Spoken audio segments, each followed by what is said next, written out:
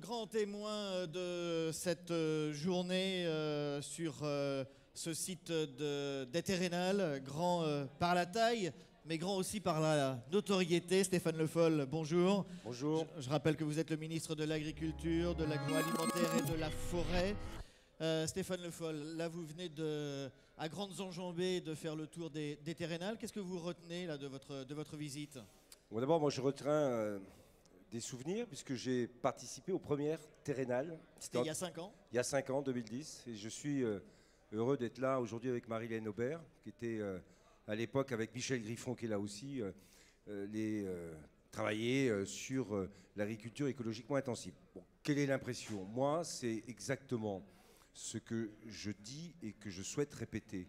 C'est que l'agriculture a un enjeu de société, des défis à relever avec l'ensemble de nos sociétés sur la question de l'environnement. Et que là, on prouve que la performance économique qui est recherchée et qui est nécessaire, elle est combinée avec la performance environnementale. Cette double performance, qui conduit d'ailleurs à une triple performance au niveau social, parce qu'on voit que derrière ça, il y a un besoin de connaissance, il y a un besoin de développement agricole, c'est tout le message de la loi d'avenir, c'est le message que je cherche à répéter pour faire en sorte que nos concitoyens comprennent bien que l'agriculture va être un allié et un atout dans ce grand débat environnemental. Vous dites que vous le répétez, mais vous le répétez auprès de qui? Des agriculteurs ou plus largement auprès de l'ensemble de la société? J'essaie de le répéter quelquefois aux agriculteurs pour leur dire que dans ces techniques nouvelles, il faut que, bien sûr, on accepte une part du risque et que pour qu'elle soit acceptée, il faut qu'on soit capable d'être aux côtés des agriculteurs. Il y a eu des progrès énormes qui ont été faits. D'ailleurs, entre les deux Terrénales, c'est ce qu'on se disait tout à l'heure, même sur les techniques qu'on voit aujourd'hui, oui, on le voit qu'elles ont voilà, évolué ça progresse. En 5 ans, ouais. Bon, donc il faut aider les agriculteurs dans cette transition qui est en cours.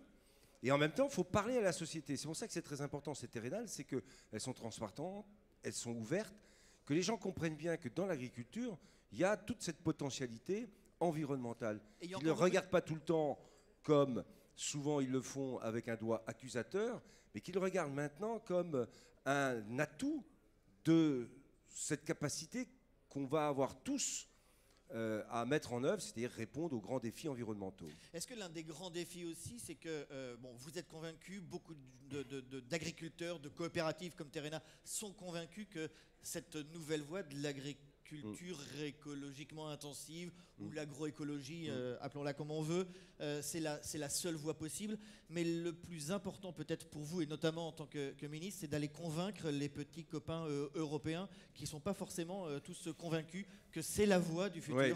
Alors, les copains européens, ils sont en train de regarder ce qui se passe en France quand même.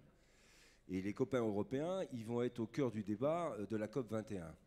La France, et je l'avais souhaité, je voulais qu'elle soit leader dans le domaine de l'agroécologie, va prendre là aussi une initiative à l'échelle internationale dans le cadre de la COP 21 sur ce que j'ai appelé le programme le 4 pour 1000. C'est-à-dire, si on arrivait à capter de la photosynthèse 1000 grammes en les stockant dans les sols pour 4 grammes, on pourrait stocker pratiquement sur la surface de la planète tout entière l'équivalent du carbone qu'il y a dans l'atmosphère aujourd'hui. Donc c'est un enjeu, en quelque sorte, majeur.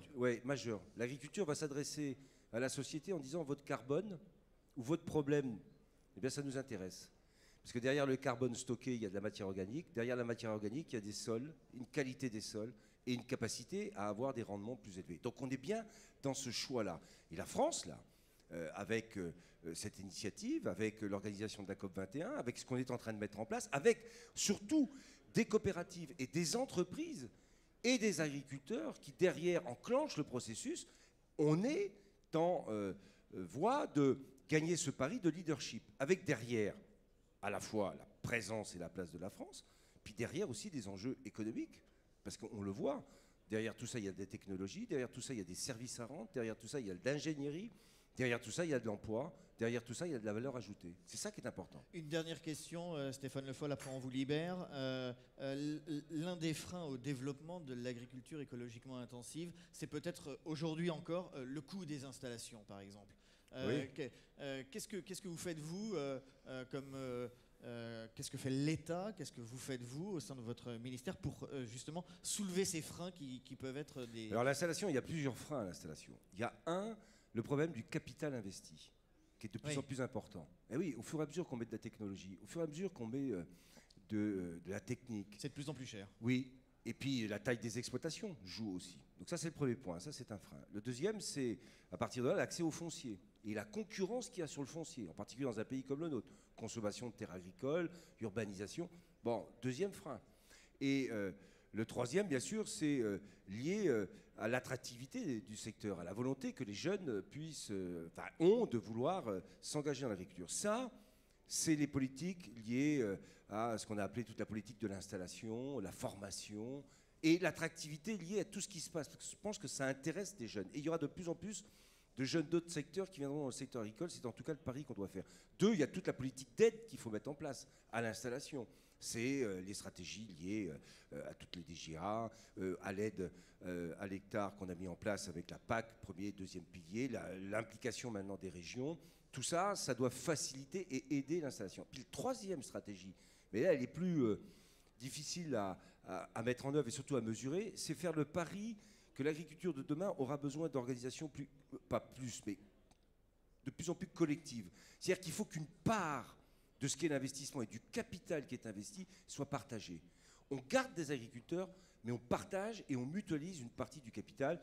Les GAEC sont reconnus à l'échelle européenne, la transparence des GAEC sur les aides, les enjeux des groupements d'intérêt économiques et environnementaux, c'est cette stratégie. Faire en sorte que le capital investi par chacun puisse être en partie mutualisé pour faciliter l'installation, faciliter le remboursement lorsqu'il y a des emprunts et permettre à des jeunes qui ont peu de capital au départ de pouvoir s'installer, parce que c'est ça l'enjeu. Et c'est ça, je vois en particulier dans tout le domaine animal, compte tenu de la taille des troupeaux aujourd'hui, qui va être un enjeu colossal pour pouvoir faire venir des jeunes investir dans le domaine agricole.